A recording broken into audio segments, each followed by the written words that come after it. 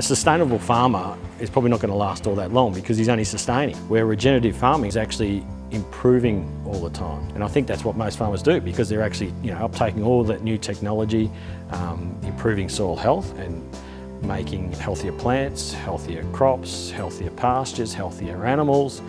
That's a better way of describing what a lot of farmers in Australia are doing these days is actually regenerative farming.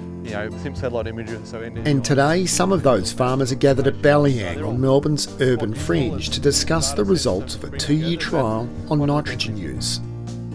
Accurate use of nitrogen is invaluable to healthy crop growth, but overuse has negative outcomes to soil health, the environment, and financially. For farmers, excess nutrients leaving the farm is quite literally money down the drain.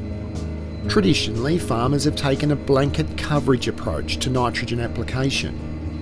This trial enabled farmers to accurately calculate nitrogen rates to match crop needs in different areas of the paddock and so minimise the potential for over-fertilisation. Ben Flay from Precision Ag explains more about the trial. This trial was around farmers approaching their nitrogen strategy differently, so it involved doing an EM38 and elevation survey to zone soils by type, then conduct some strategic soil sampling based on those zones, measure nitrogen, and then create a nitrogen application program on the back of that information. One of the steps in creating a nitrogen application program requires farmers to use the nitrogen calculator.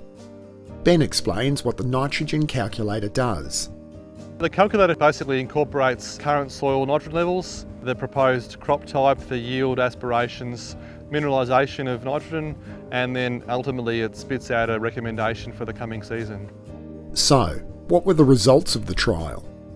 So we found out through the EM38 surveys, the zoning and the strategic soil sampling there was adequate reserves of soil nitrogen already available to farmers. So in effect, that enabled farmers to save on any nitrogen fertiliser last year, which obviously had both economic and environmental benefits. Clearly it was a benefit to farmers and the environment to discover that their soil already had enough nitrogen for a healthy crop. But nitrogen isn't the only trace element important for plant growth. Understanding other soil constraints is really important. So certainly, nitrogen is a primary input for most farmers, but I think there's invariably other reasons why crops underperform, and that could be due to a soil acidity or soil acidicity or other nutritional issues. So I think taking other measurements and then being able to address those, in addition to nitrogen, is a core part of what farmers should do as part of their farming system. It's one thing to understand what your soil may be lacking in different parts of the paddock, but how do farmers practically address this? This is where technology comes in. Paul Jens, who was involved in the trial, explains the principle and hardware associated with variable rate application. We'll get a prescription from our agronomist and that actually can get sent straight through to our tractor. It's got its own modem on it. It'll come up on a screen in the tractor, so then we'll select that. And then basically off we go, and it'll just determine where it needs more fertiliser or less fertiliser, more liquid product, less or more seed. Just a saving across the whole board. Funded through the Victorian Government's Port Phillip Bay Fund, this trial was spread across 8 farms and is a great example of how a collaborative approach to farm trials is particularly beneficial. It's really important because a lot of this technology is quite new and a little bit of it's untested, so and can be a little bit expensive at times. And by having that funding, it's fantastic because then we can go out and try these new things and not having to, delve into the pocket too much.